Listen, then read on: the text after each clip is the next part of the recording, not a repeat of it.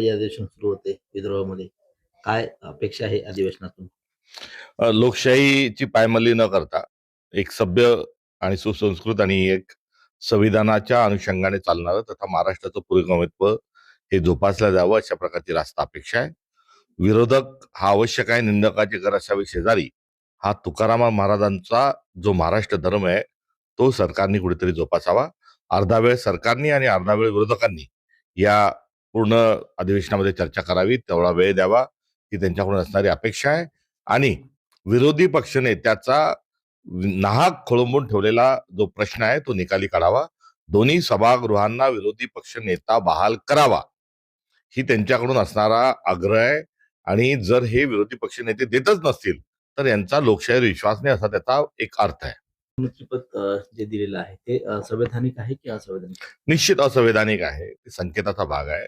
जे संविधानिक आहे विरोधी पक्षनेते ते पद आपण देत नाही, आणि जे भोपनजी पद आहे उपमुख्यमंत्र्याचं ते देत आहात. म्हणजे या आपण व्यवस्थेला, संविधानाला, सभ्यतेला आणि महाराष्ट्र धर्माला दाखवलेल्या वाकोल्या आहेत. या अधिवेशनात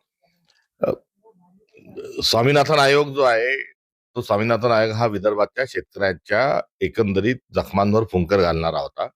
मनमोहन सिंग साहेबांनी जी दिलेली कर्जमाफी आहे त्याची जी पार्श्वभूमी आहे ती कलावती सारख्या एका शोषित पीडित महिलेच्या घरी राहुलजी गेल्यानंतर त्यांनी ज्या वेदना शेतकऱ्यांच्या मांडल्या त्याच्या अनुषंगानं शेतकऱ्यांची कर्जमाफी झालेली होती.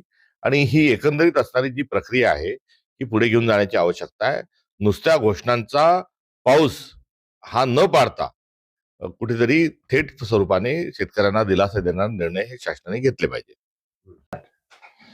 विरोधी पक्ष नेत्याच्या अनुषंगाने वरच्या सभागृहात काँग्रेस पक्ष हा सर्वात मोठा पक्ष असण्याच्या अनुषंगानं आम्ही गेल्याच अधिवेशनामध्ये हा रितसर प्रस्ताव जो आहे तो दिलेला आहे.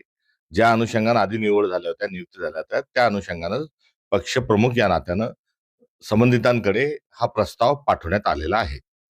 तुमचे जेवढे आमदार आहेत तेवढे 10% तरी पाहिजे कमीत कमी विरोधी पक्षनेत्यासाठी. 10% निकष हा कुठल्याही प्रकारचा संकेत नाही, कुठल्या प्रकारच्या संवैधानिक स्वरूपात मध्ये त्याचा उल्लेख नाही. त्यामुळे ते जे सांगतात आहे त्याचा आणि नियमांचा कुठेही त्यांनी हवाला दिलेला नाही. इतपर वरच्या सभागृहात काँग्रेस पक्षाचे 10% सदस्य आहेत आणि त्या अनुषंगानं आम्ही आमचा प्रस्ताव सादर केलेला आहे.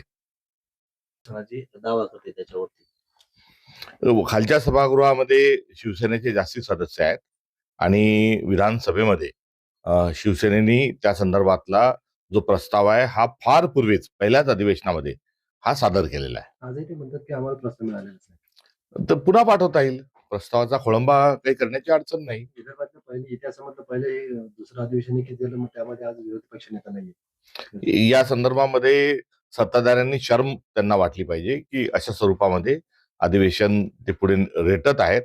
मुळात हे अधिवेशनच एक कमी दिवसांचं कालावधीचं ही सट्टा आहे आणि त्यामध्ये चक्क विरोधी पक्ष नेता नसणं म्हणजे ही लोकशाहीची एकंदरीत थट्टा आहे.